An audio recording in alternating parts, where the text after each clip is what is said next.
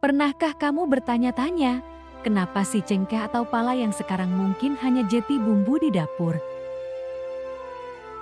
dulu bisa membuat bangsa-bangsa rela berperang? Jawabannya lebih seru dari yang kamu bayangkan.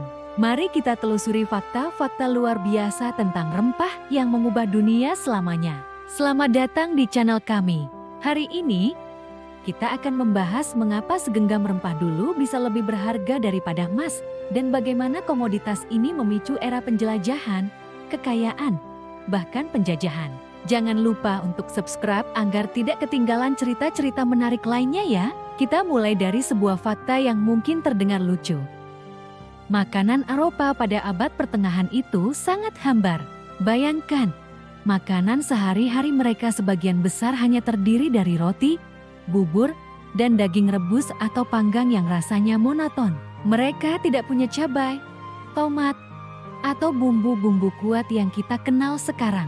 Rasa asin dan sedikit rasa manis dari madu adalah kemewahan. Dalam kondisi seperti itu, bayangkan ketika para bangsawan Eropa pertama kali mencicipi lada dari Asia. Sensasi pedas dan hangatnya langsung meledak di lidah, memberikan rasa yang belum pernah mereka alami.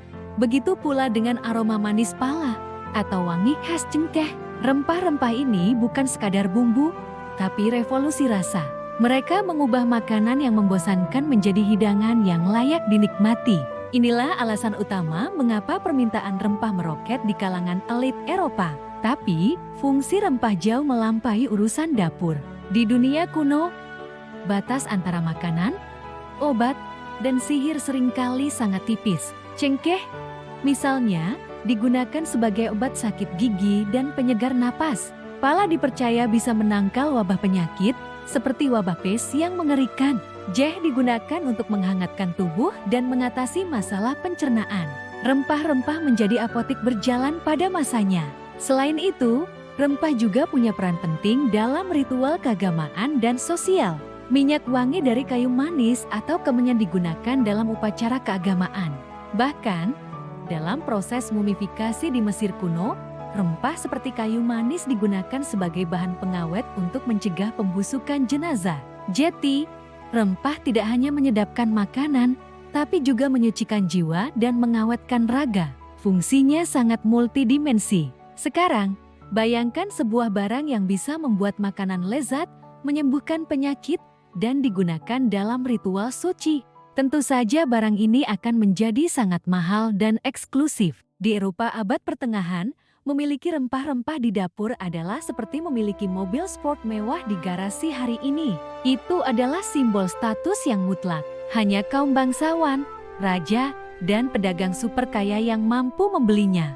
Jika kamu mengadakan pesta dan menyajikan hidangan yang kaya akan rempah, kamu secara tidak langsung memamerkan kekayaan dan koneksi internasionalmu. Para tamu akan tahu bahwa kamu adalah orang penting.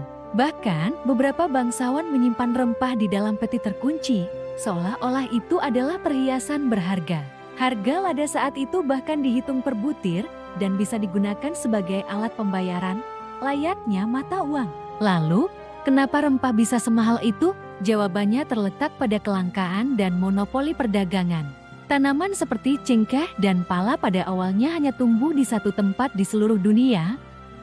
Kepulauan Maluku di Indonesia, yang dijuluki Spice Islands atau Kepulauan Rempah.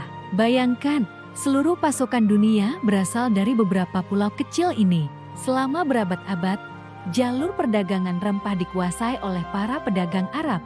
Mereka membawa rempah dari Asia melalui jalur darat yang berbahaya, melintasi gurun dan lautan, lalu menjualnya ke pedagang Venesia di Italia dengan harga selangit. Pedagang Venesia kemudian memonopoli penjualan rempah ke seluruh Eropa, membuat harganya semakin tidak masuk akal.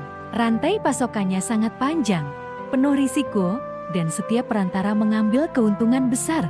Kondisi inilah yang membuat bangsa-bangsa Eropa seperti Portugis dan Spanyol berpikir, bagaimana jika kita bisa memotong semua perantara ini dan langsung pergi ke sumbernya? Mimpi untuk menemukan jalur laut langsung ke Kepulauan Rempah menjadi obsesi terbesar kala itu. Inilah yang mendorong era penjelajahan besar-besaran. Christopher Columbus berlayar ke barat mencari India dan malah menemukan benua Amerika.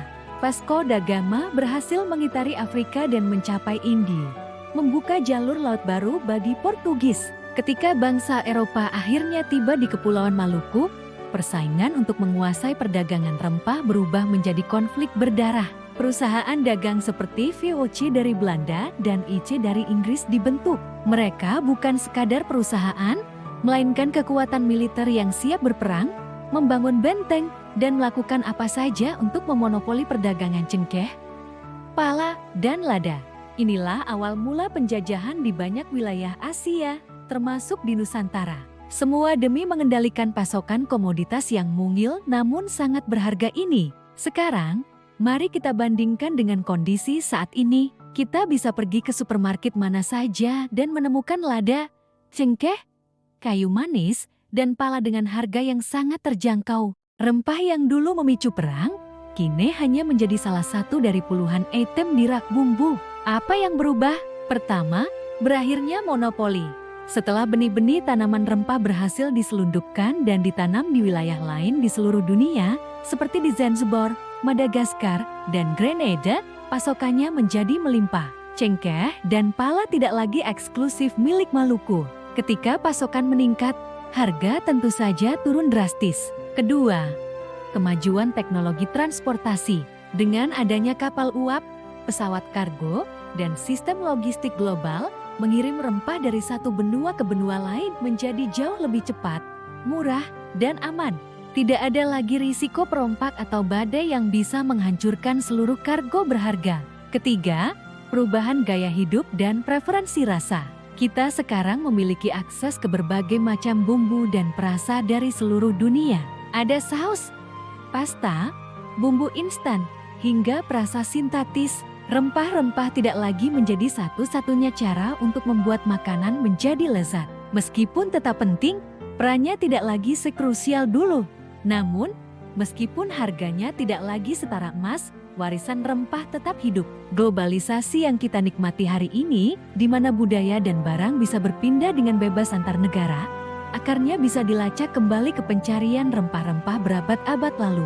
Peta dunia modern terbentuk karena para penjelajah mencari jalan ke sumber rempah. Masakan di seluruh dunia, dari kari Indi hingga kue jahe Eropa, semuanya adalah bukti betapa rempah telah menyatukan selera global. Jadi, lain kali kamu menaburkan sedikit lada di atas makananmu atau mencium aroma kayu manis di dalam kuemu, ingatlah bahwa kamu sedang memegang sepotong sejarah. Sejarah tentang kekayaan, kekuasaan, petualangan, dan bahkan peperangan. Sebuah komoditas kecil yang benar-benar mengubah dunia. Terima kasih sudah menonton video ini sampai akhir. Semoga cerita tentang rempah-rempah ini memberikan wawasan baru bagi kalian semua. Apa rempah favoritmu dan bagaimana kamu biasanya menggunakannya? Tulis di kolom komentar ya.